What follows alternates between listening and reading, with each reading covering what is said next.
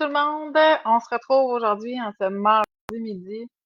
Je lisais il y a quelques minutes sur le groupe Facebook quelqu'un qui disait que le mardi, c'était la journée qui permettait de propulser l'élan qu'on avait pris le lundi. Je ne sais pas si vous filez comme ça, mais moi j'ai bien aimé le concept, là. C'est effectivement, le mardi, on propulse l'élan, puis c'est en plein dans le thème d'aujourd'hui. On continue sur l'élan qu'on s'est donné la semaine passée puis hier.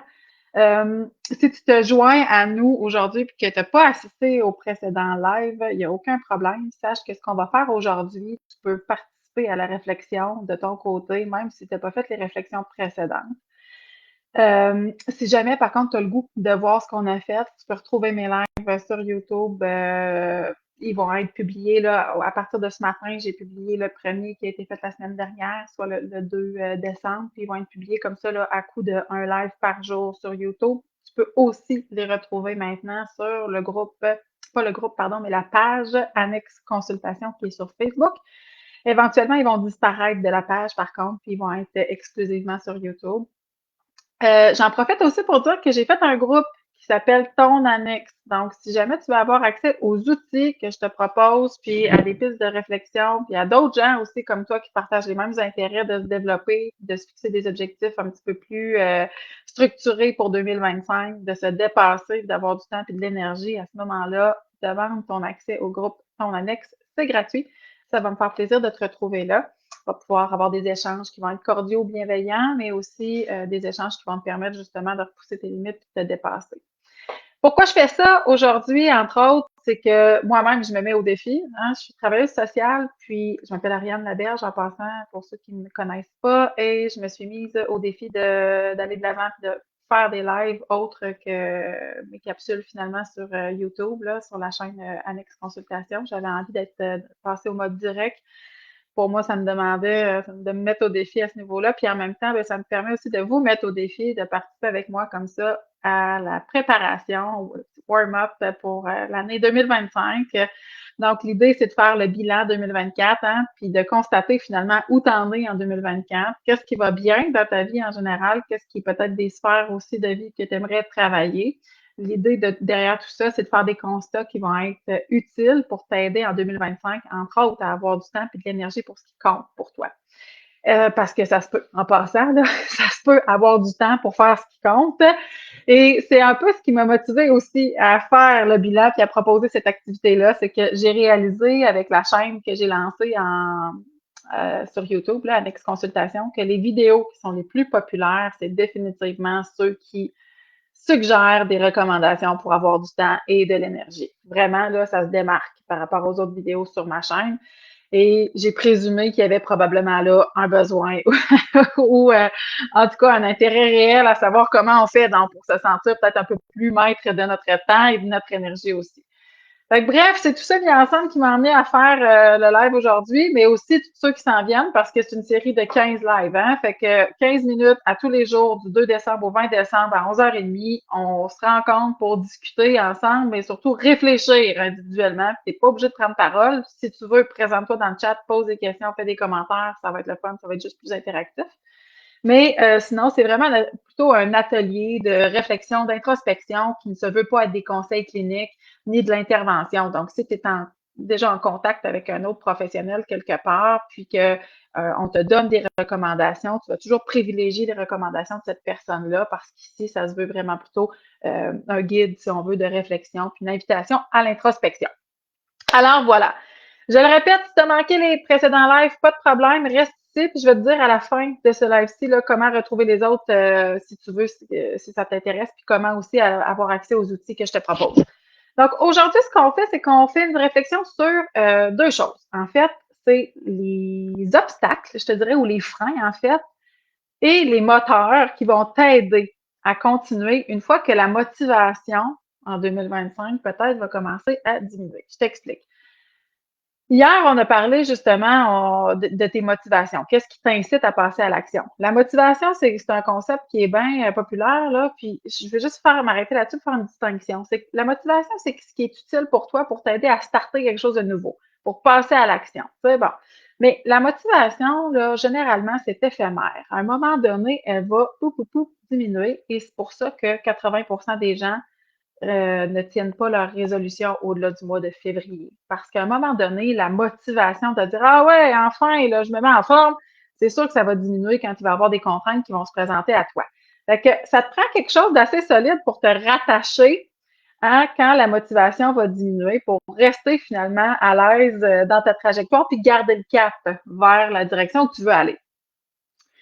Quand la motivation va commencer à diminuer, il y a un premier obstacle duquel il faut que tu te méfies, qui pourrait freiner en fait ton passage à l'action puis tes actions durables. C'est quoi ces obstacles-là? Ça s'appelle la peur. Et là, quand je dis ça, peut-être que tu dis, ben moi, j'ai pas peur. OK. Tu sais, c'est rare qu'il y ait du monde qui m'arrive dans le bureau en disant, hey, moi, j'ai tellement peur de. Ça arrive, mais c'est rare. La vérité, c'est que la plupart d'entre nous avons peur et tant mieux parce que la peur, c'est un peu un héritage, si on veut, biologique. On est programmé pour avoir peur parce que c'est l'émotion qui sert à se protéger. Avant, on pouvait se protéger des mammouths, là, ça n'existe plus, on se protège de d'autres choses. Fait que, de quoi tu veux te protéger? Peut-être du jugement des autres, protéger de te tromper, euh, protéger de regretter. Donc, c'est ça les peurs. La peur s'installe quand tu doutes, quand tu n'es pas sûr que tu es vraiment prêt ou prête à faire telle chose. Quand tu te demandes ce que les autres vont penser, ce que tes voisins vont dire si, ce que ta mère, ce que ton patron va penser de toi si tu dis que tu es déjà débordé puis que tu n'en peux plus, que tu n'arrives plus. Ce que tes employés vont dire si tu dis je ne sais pas quoi vous répondre, je la connais pas la réponse. On a besoin de faire telle chose, mais je ne sais pas comment on va s'y prendre. Fait que, bref, la peur, là, elle est présente quand tu te retrouves à être dans un discours où tu te demandes je fais-tu vraiment la bonne affaire? Vas-tu vraiment, tu sais, je peux-tu regretter? Donc, la peur de se tromper. La peur du regard de l'autre. Qu'est-ce que les autres vont penser? Qu'est-ce qu'ils vont dire? Ils vont-tu me sentir compétent? Est-ce qu'on va me faire confiance? Donc, ce sont les peurs qui, selon moi, sont les plus présentes. Mais il y en a d'autres peurs aussi. Mais ce discours-là, peut-être que tu te reconnais dedans. Fait que quand tu es là-dedans, ça veut pas dire que tu es obligé d'être figé là-dedans ou pris là-dedans. Mais ça veut dire qu'au moins, si tu reconnais que oups, il y a une petite peur qui est là, il y a un peu de doute, il y a un peu d'hésitation qui s'installe, plus tu en prends conscience rapidement, plus tu vas être capable de choisir ce que tu fais avec ça. Le concept, c'est le suivant, c'est OK, oui, là, présentement, j'ai peur, ou je doute, ou j'hésite. OK, oui, c'est là, parfait. Qu'est-ce que ça veut dire, ça? Bon. Est-ce que si, par exemple, je prends une décision puis que je sais pas, là, j'en ai un dans ma gang qui pense que je suis peut-être pas le meilleur boss qui soit parce que j'ai pas réponse à ma question, est-ce que c'est si grave que ça? Est-ce que j'ai besoin de me protéger contre ce risque-là? Est-ce que c'est un risque? Fait que, tu vois, en prenant conscience d'abord de cette peur-là qui t'habite, du jugement que tes employés, par exemple, pourraient avoir sur toi, à ce moment-là, quand tu prends conscience, tu peux le réfléchir. Et en le réfléchissant, tu vas être capable de prendre une décision qui est plus éclairée que si tu restes figé dans une peur qui est un peu inconsciente. Parmi les peurs que je te suggère de réfléchir davantage, parce que c'est celles souvent que je rencontre au plan clinique qui sont les plus fréquentes, mais comme je te dis, il y en a d'autres. Hein. Mon expérience est quand même, somme toute, limitée par rapport si j'ai travaillé avec d'autres types d'autres types de situations, peut-être que je rencontrais d'autres peurs. Mais pour moi, là, celles qui sont les plus fréquentes avec lesquelles je travaille, que je rencontre dans ma pratique, c'est la peur du jugement, euh, la peur de se tromper et la peur d'être déçu. La peur de se tromper va venir souvent aussi avec la peur de regretter. Tu sais, je fais ça la bonne affaire. Je pense à changer de job, par exemple. Est-ce que je devrais? Est-ce que la bonne affaire? Ça va-tu être pire ailleurs? C'est un exemple de la peur de se tromper. La peur du jugement, par exemple, ça pourrait être hésiter de proposer une idée, proposer une solution novatrice au travail, proposer une nouvelle activité à la maison, en famille, bon, etc. Et la peur d'être déçu, ben, hein, c'est si j'entame tel projet, est-ce que je suis prête? Est-ce que je vais être capable? Est-ce que ça va se passer comme je souhaite? Si je propose à mon patron telle chose, est-ce qu'il va m'accueillir? Est-ce que mon équipe va être là? Est-ce qu'on va être solidaire? Est-ce qu'on va ou si finalement je vais me retrouver le bec à l'eau tout seul? Je donne des exemples en vrac là, qui sont pas cousus l'une entre elles, juste pour voir si c'est le genre de propos qui peuvent faire écho. Fait que si tu te reconnais là-dedans, ne serait-ce qu'un peu, ben c'est normal, puis tant mieux dans le fond. Fait que tu viens peut-être de découvrir que tu as des petites peurs des fois qui peuvent te jouer des tours, qui peuvent te ralentir dans ta prise d'action. Puis si tu t'en rends pas compte que ces peurs sont là, ben peut-être qu'au lieu de te ralentir même, elles vont venir qu'à te freiner. Parce que quand on a peur de quelque chose, c'est pas vraiment naturel de se dire hey, j'ai peur, mais aller voir pareil. Non. Généralement, quand on a peur, c'est plus le signal de dire, je vais me retenir, je suis pas certaine, je suis pas certain. En prenant conscience de ces peurs-là, tu vas pouvoir choisir après d'évaluer le risque, savoir si c'est vraiment si pire que ça, si ça arrive, et choisir les actions ensuite qu'il faut pour te garder dans la trajectoire que tu souhaites adopter. Et je viens à la deuxième chose que je t'invite à réfléchir pour aujourd'hui, qui est celle des intentions. Fait que une fois que la motivation, je l'ai dit, va diminuer, tu risques de te heurter ou d'être freiné par des peurs, voire même bloqué complètement par des peurs si tu les reconnais pas. L'autre chose, c'est, bon, je reconnais mes peurs, ça va m'aider. Après, ben, c'est quoi mon intention? Qu'est-ce qui va faire, en fait, que quand la motivation s'épuise, j'ai encore le goût de continuer dans la trajectoire que je me suis donnée à poursuivre mes objectifs? Tu sais, l'athlète olympique, là, il se lève un matin, là, oui, peut-être qu'il a comme objectif un jour d'avoir une médaille, puis qu'il rêve, il a un rêve olympique, clairement, mais il a besoin d'une intention qui peut être beaucoup plus forte que l'idée d'une médaille d'or, peut-être dans 25 ans, pour garder le cap sur tous les efforts que ça prend pour atteindre finalement cette fameuse médaille. Donc, c'est ça l'intention. L'intention, c'est quel est le désir, le souhait profond qui peut guider tes actions parce que tu vas t'aligner là-dessus. Je vais te donner un exemple avec le fameux régime du 1er janvier. OK? Je veux perdre 10 livres, n'importe quoi, le 1er janvier. Ça, là, c'est un objectif, c'est pas une intention. Les chances que ça fonctionne dépendent en bonne partie de l'intention qui est en arrière. C'est quoi ton intention en arrière? Est-ce que c'est de te sentir mieux dans ta peau? Est-ce que c'est de prendre soin de toi? Est-ce que c'est de te dépasser? C'est ça, c'est l'intention qui va te donner la base qu'il faut pour continuer même quand c'est difficile, parce que tu vas être capable de te demander pourquoi donc je voulais faire ça.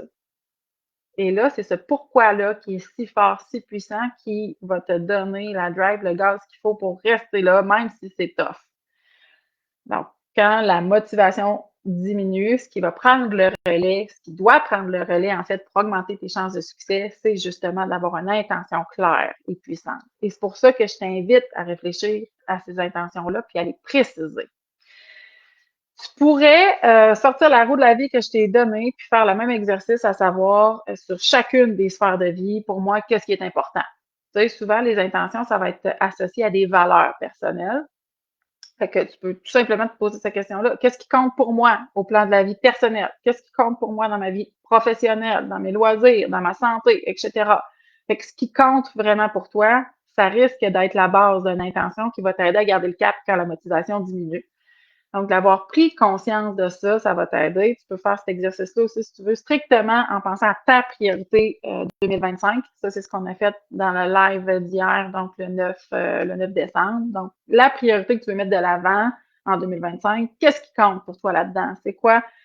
Puis là, c'est ça qui va donner, là, finalement, comme je te dis, la base quand tes objectifs vont se mettre en place, puis ça va devenir difficile, tu vas avoir du jus pour continuer parce que tu te rappelles le pourquoi tu veux faire ce que tu as à faire. J'espère que c'est clair. Encore une fois, n'hésite pas s'il y avait des questions, des commentaires. Tu peux toujours me rejoindre en privé sur Facebook et rejoindre mon groupe aussi, ton annexe. Fais la demande, il y a un petit formulaire à remplir, c'est court et je vais t'admettre au groupe fort probablement. Tu vas avoir accès à des outils, à des échanges. Et c'est un démarrage de projet. Donc, pour l'instant, plus on va avoir des gens qui se joignent au groupe, plus ça va pouvoir donner des échanges qui vont être intéressants, qui vont être enrichissants aussi. Donc, bienvenue à tous ceux et celles qui pourraient être intéressés à se développer, à partager, à avoir des nouvelles idées. Je te donne rendez-vous en fait demain, là, mercredi à 11h30. Même chose ici sur la page Ton Annexe. Puis je t'invite aussi à parler à tes collègues ou à tes amis là, de ces lives-là. Je pense que ça peut être intéressant pour différentes personnes. Encore une fois, même si vous n'êtes pas là à tous les midis, c'est pas grave du tout. La réflexion, l'introspection que ça suscite déjà, que ce soit là, quelques midis, ça peut être tout à fait bénéfique. Et donc, voilà, on se retrouve demain, 11h30 sur ton annexe. Merci.